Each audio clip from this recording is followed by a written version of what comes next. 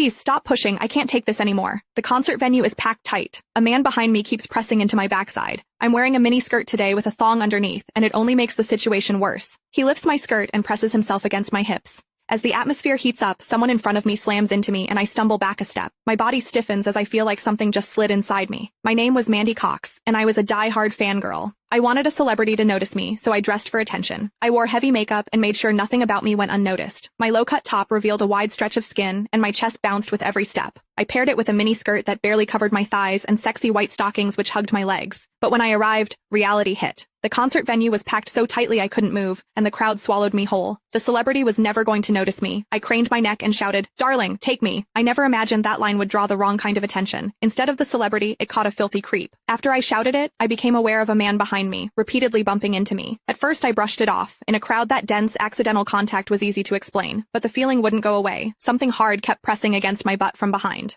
I assumed I'd accidentally backed into his hand where it rested behind me, so I turned and offered a polite apology. "Sorry, I didn't mean to bump into you." He paused, then flashed a leering smile and said, "It's okay, I don't mind." When I turned back toward the stage, I felt him press against me again, more deliberate than before. I kept my attention on the celebrity on stage and shut him out. The man became increasingly brazen, pulling up my skirt and pressing close against my backside. I had only a thong on underneath, which left my butt exposed. I felt his touch directly against my skin and assumed it was his finger. Only then did I realize something was wrong. The pressure was warm and solid in a way a finger could never be. My mind lurched as the truth hit me. In the 20 years of my life, this was the first time a man had ever molested me. Fear surged through me, sharp and overwhelming, and my body reacted with an instinct to flee, but there was no way to move. The concert floor was packed wall to wall, leaving me stuck where I stood. I drew myself tight, bracing as if tension alone could keep the fear out. As I did, my hips closed around the man's so-called finger, trapping it between my cheeks. An unfamiliar sensation followed, and warmth rose to my face. What confused me was that I didn't recoil from it. There was a muted comfort to it, and against my will, it sparked a faint sense of expectation. The man behind me seemed to take it as a signal.